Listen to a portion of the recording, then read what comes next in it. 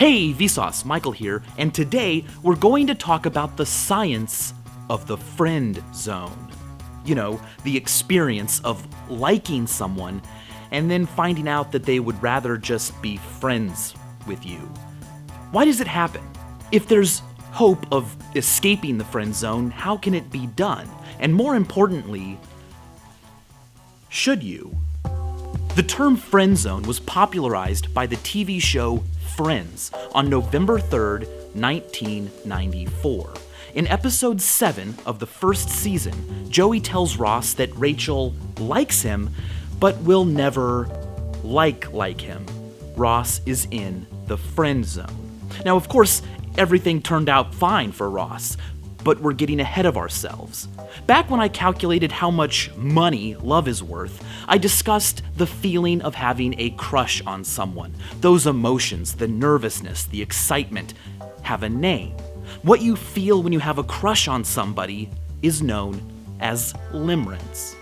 It's exciting to feel butterflies in your stomach whenever you're around somebody, and those butterflies may be caused by the release of adrenaline, which pulls blood away from things like your stomach and toward the muscles where it may be better used. Of course, this can cause the stomach to shut down a bit and become upset. It may also explain why people have a reduced appetite when they feel lovesick. Now, whether you are male, female, gay, straight, everybody can be friend-zoned. And biologically speaking, the root of the friend zone may be Bateman's principle. Named after Angus Bateman, the principle states that whenever a species, like us humans, contains two different sexes, each with dissimilar sex cells, for instance sperm and egg, inevitably one sex will have to commit more resources to the production of offspring. In mammals, this is especially true. A female can have only a limited number of offspring, whereas a male can have a virtually unlimited number. This causes a biological tendency for one sex to be competitive and for the other to be choosy. The newest episode of Earth Touch's Wild Sex goes into a lot more detail about this, so be sure to check it out.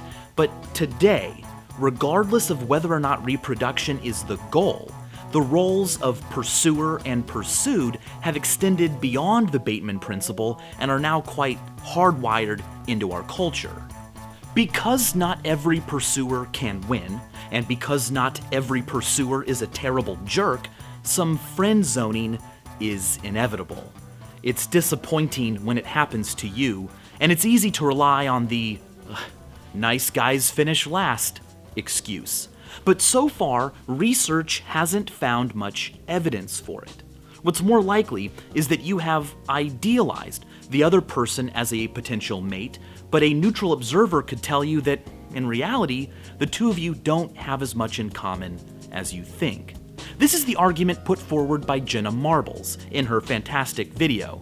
It's called homogamy. We select our mates based on how similar they are to our own personalities, interests, and ideals for the future. And so when someone is friend-zoned, it's often not because they were too friendly or too much of a nice guy. Instead, it's often just run-of-the-mill incompatibility. But let's not rule out being too friendly or too nice from every situation just yet. Marshall Fine described the friend zone as a penalty box that you're sent to when your only crime is not being buff or unobtainable enough. Buffness falls into homogamy. It's about what someone else's interests are and what they want from a mate. But what fascinates me is the part about being unobtainable. Why would being available and present and friendly make you less attractive? And why would being kind of a jerk, too cool, aloof, or hard to get make you more attractive? Well, Robert Cialdini calls this the scarcity principle. We desire things that are difficult to obtain because we don't like to have our freedom limited, and we act before it can be. This happens all the time in business, and it's equally true when it comes to attraction. Using the scarcity effect yourself is often cited as a possible escape route from the friend zone. make yourself less available and see if your crush responds. Or try using the Ben Franklin effect. Benjamin Franklin wrote about how he was able to form relationships with other people by asking them to do things for him. The theory is that by doing favors for you, cognitive dissonance occurs in the person's mind. Why would they be doing favors for you unless they liked you? Now, it's no guarantee that you'll become more than friends, but just by simply becoming friends, you'll be doing something quite special. Because today, we all on average have fewer friends, fewer close individuals we can confide in than we did decades ago. And we hang out with those friends less than we did before. This phenomenon was explored famously by Robert Putnam in Bowling Alone.